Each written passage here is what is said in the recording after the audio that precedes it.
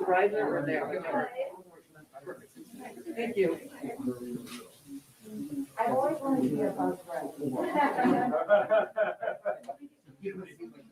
Physically, morally, clear. Physically, yeah, from basically. And I really have been trying to get him to show.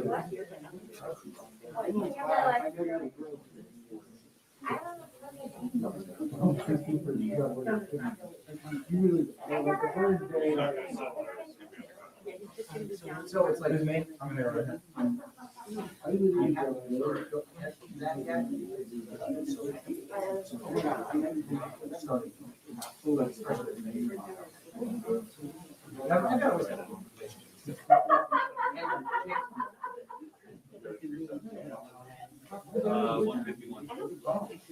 Hey, Grant, do me a favor. Can we have you back where I had you originally, please? Thank you. So you're too close to him, and then you're taking a spot that doesn't exist. We're gonna try to get. Yeah, you tell me.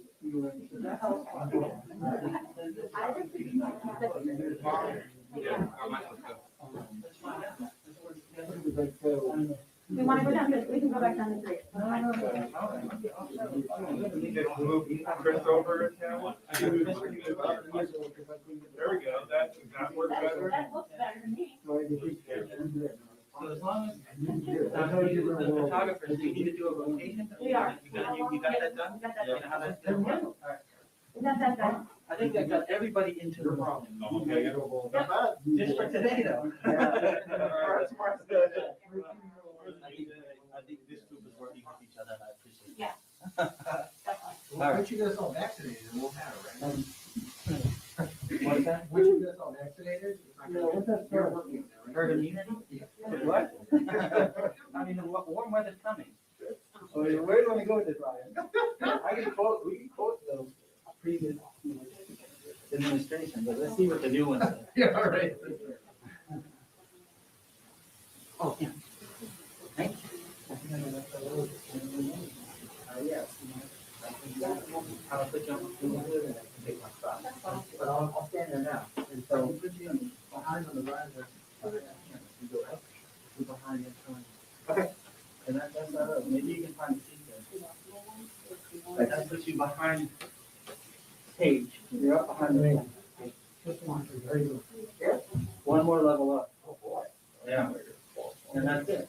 You can move that one chair off of the, and sit right under the clock. All right? And I think that's max. Nate, are you okay with that? Okay. You are? That's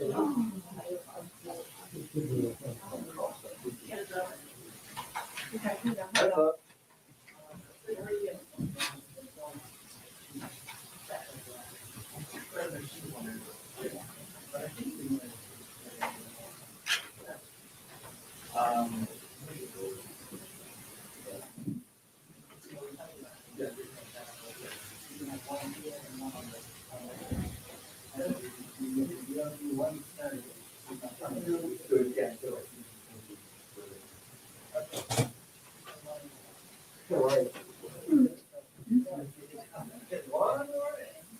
Oh, shit.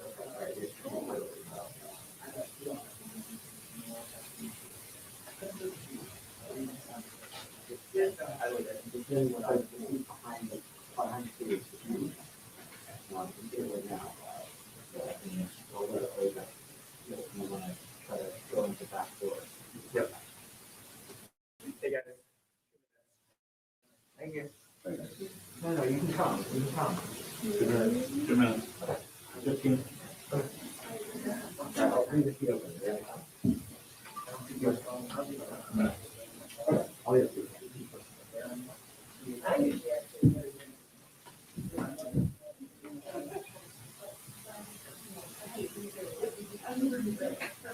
Thank you. Excellent.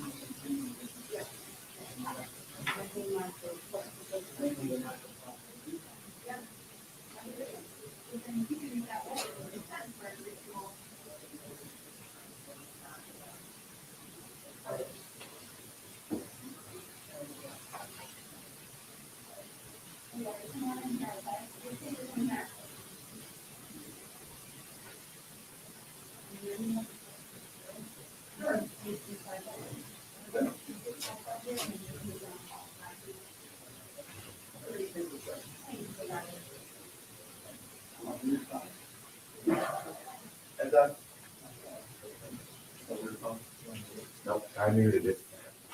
Oh, it's family. Red dress on. You know that song? Song about someone in a red dress. Anyone know it? Devil with the red.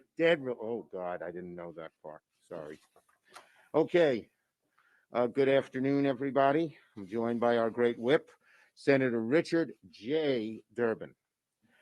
Now, we just finished a very good virtual discussion in our caucus, and the Senate is working boldly and quickly to respond to the COVID crisis, deliver help to Americans who need it the most. Everywhere we go in our states, people are saying, get the bill passed.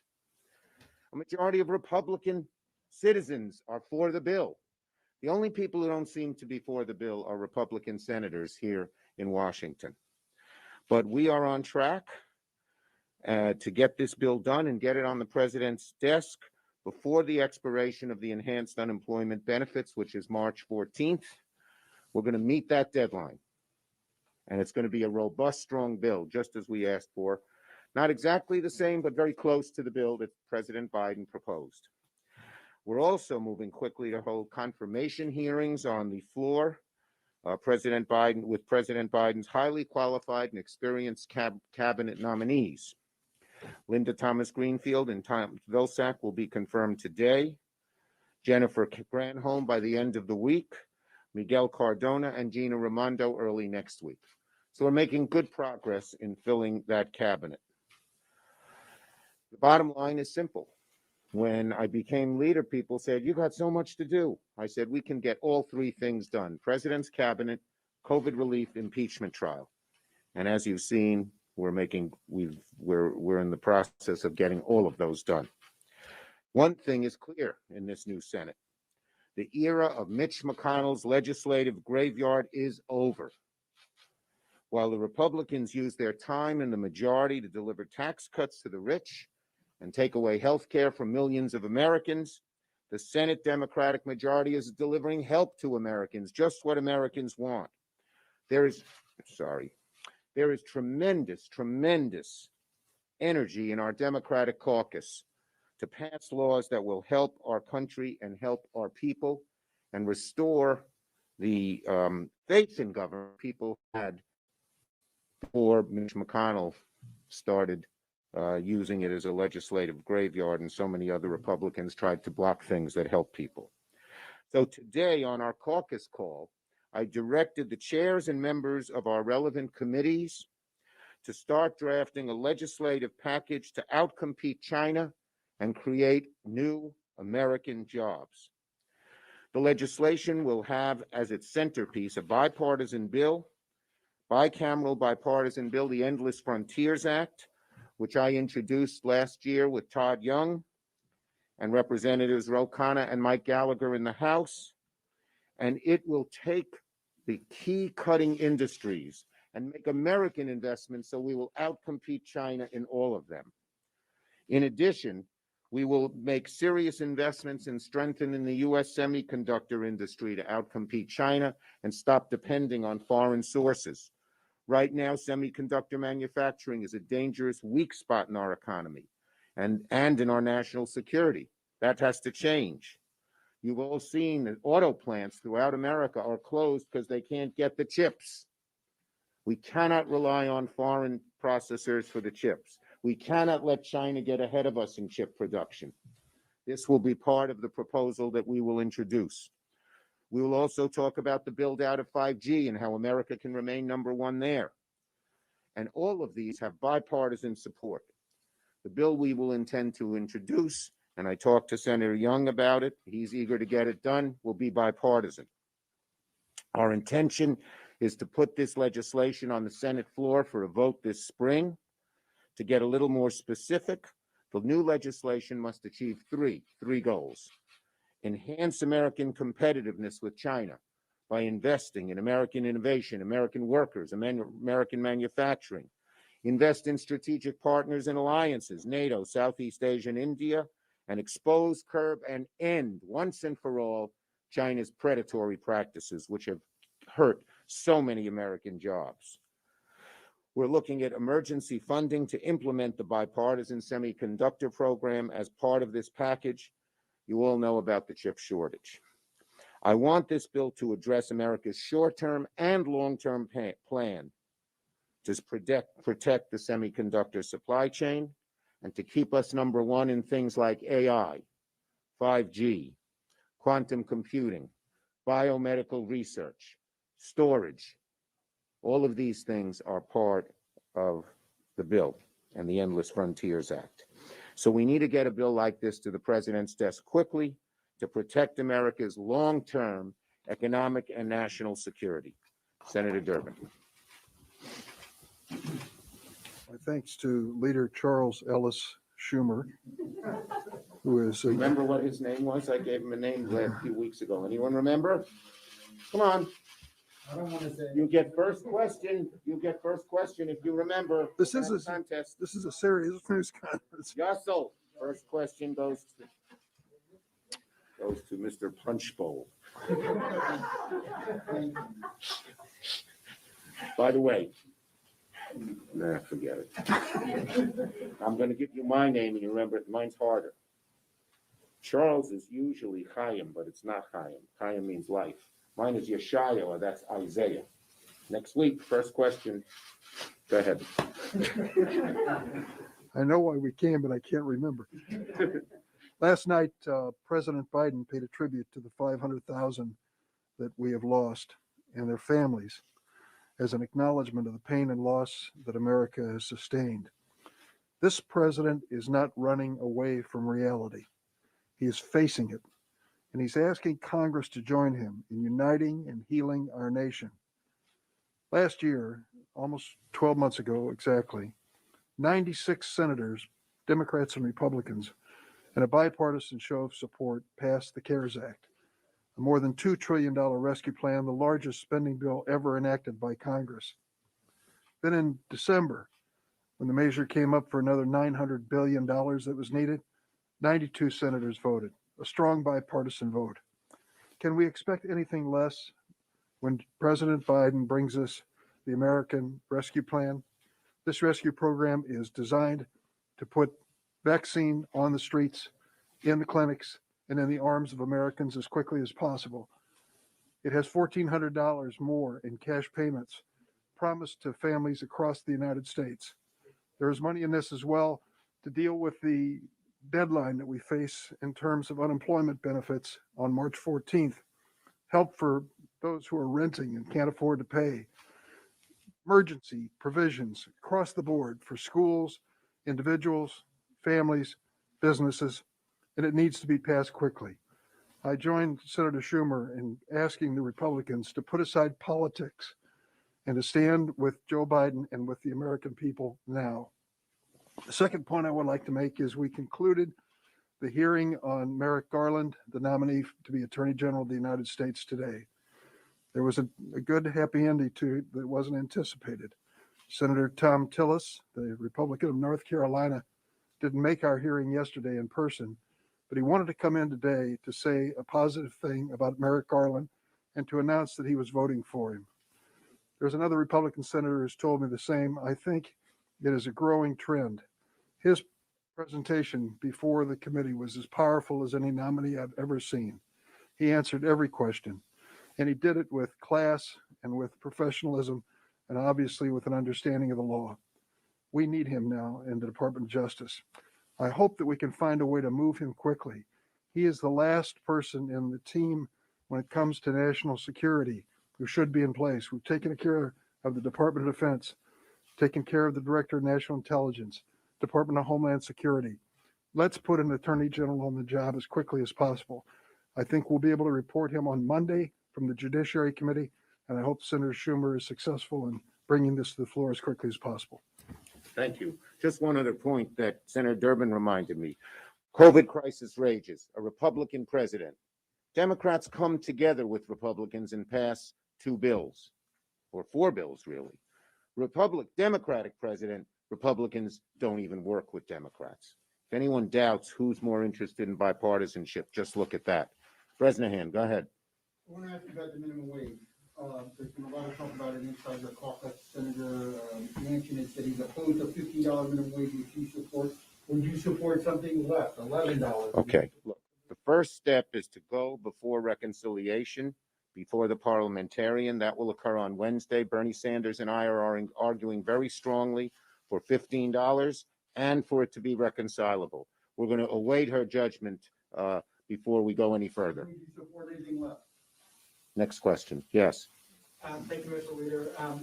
If you can tell us anything more about March 4th, there's chatter that there could be another potential plan, something like what we saw on January 6th. And is the security apparatus here ready for something like that? Well, the security apparatus is a lot better than it was on January 6th. You can just walk around and see all the National Guardsmen and women. I see a whole lot of them from New York. So that's much better. Obviously, there's more protection around the Capitol, and obviously the police forces are more alert. But you can always do better, and that's why we're having the hearing today, and that's why we're doing a thorough investigation as to what went wrong, and then try to make sure it's improved improved so it never ever happens again.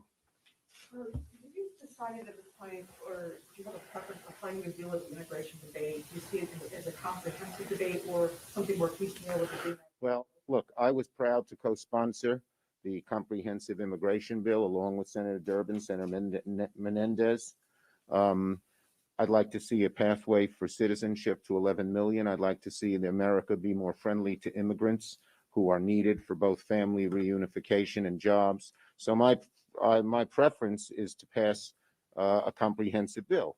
But if it is determined that the best way to go forward is to go forward in pieces, and the House is thinking of doing that, it's something I'd certainly look at. I want to get as much done as possible. Yes. You said over the weekend that you were going to work with the White House to find votes for mayor candidates for OMB. What exactly are you doing, and where are you finding these votes? Well, I'm not going to get into specifics and names, but we're continuing to look. I think Neera Tanden would be an outstanding OMB nominee. And for Republicans who look the other way with the nastiest of treats by their president, their leader, for now to say Neera Tanden shouldn't get in because of her tweets is a little bit of a contradiction.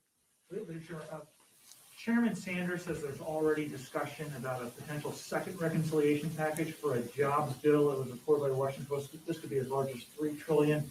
What do you think should be in that second package, and what do you think the time? Okay, well, I'm not, look, I think we need to go further than just the American Rescue Plan, which deals with rescue, which deals with the immediate problems. But we need a strong stimulus to get our long-term economy going. If you read today's Washington Post, real unemployment is still 10%. And one of the leading economists, I can't remember if it was Powell or someone, said unemployment's going to stay with us a very long time. So we need a strong stimulus that creates and builds jobs and pumps up the economy for a long period of time. And so the Build Back Better plan is something that I think we would turn to very soon after the American Rescue Plan is done. It should have big infrastructure. It should be green. It should include communities that are left out. It should deal with worker training. The purpose is to get the economy going at a fast clip once and for all, so we can have the growth that we had in the 70s and 80s, not the growth we've had since 2000, which has been very low. Yes. What is your backup plan should the parliamentarian rule in favor of minimum wage? First things first, we're fighting hard to get it done.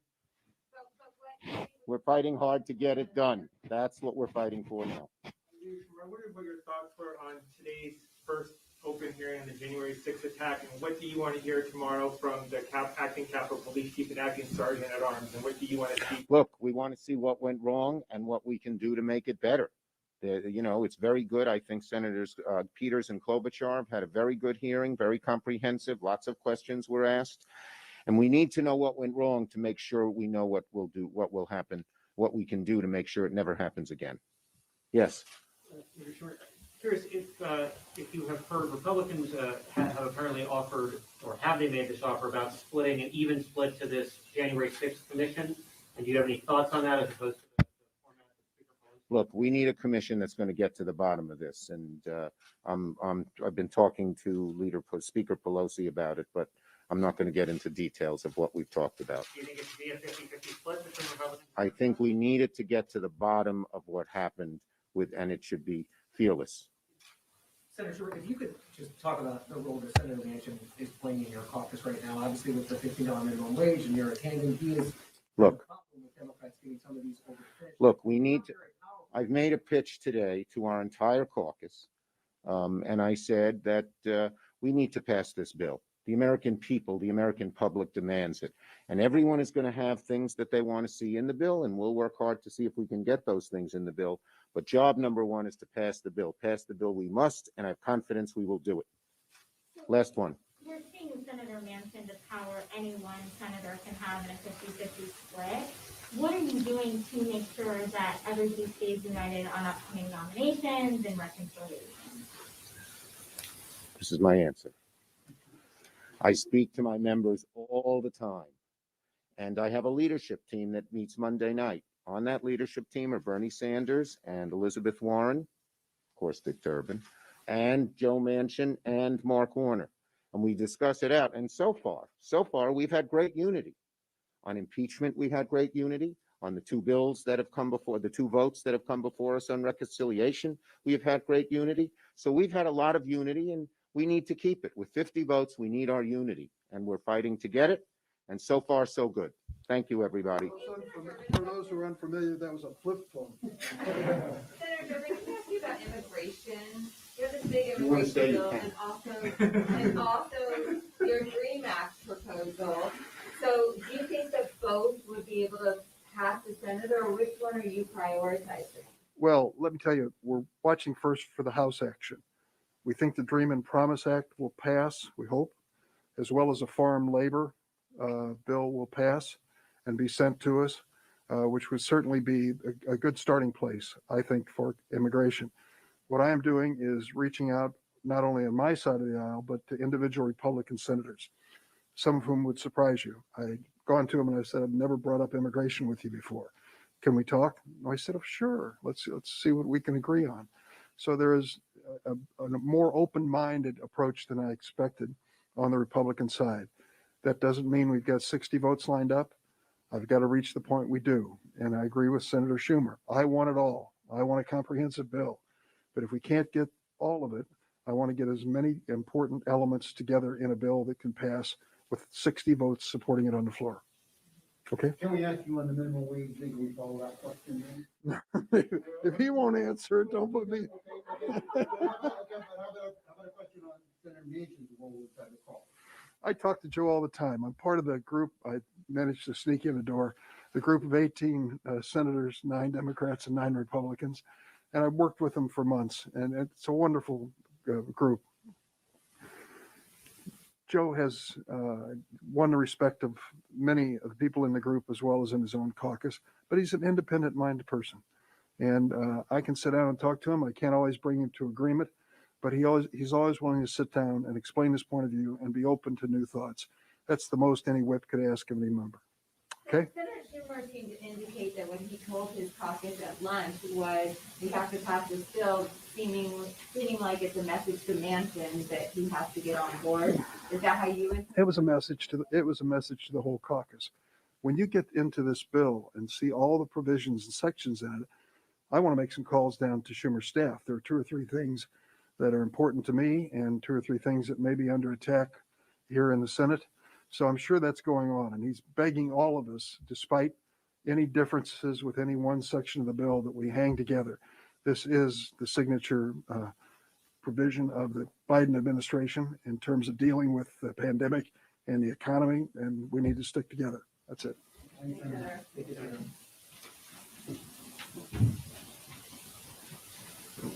I'm good. I don't think anything to. I was like, well, we're doing the story tomorrow on security. Might as well get them on it. No, it's good. Good.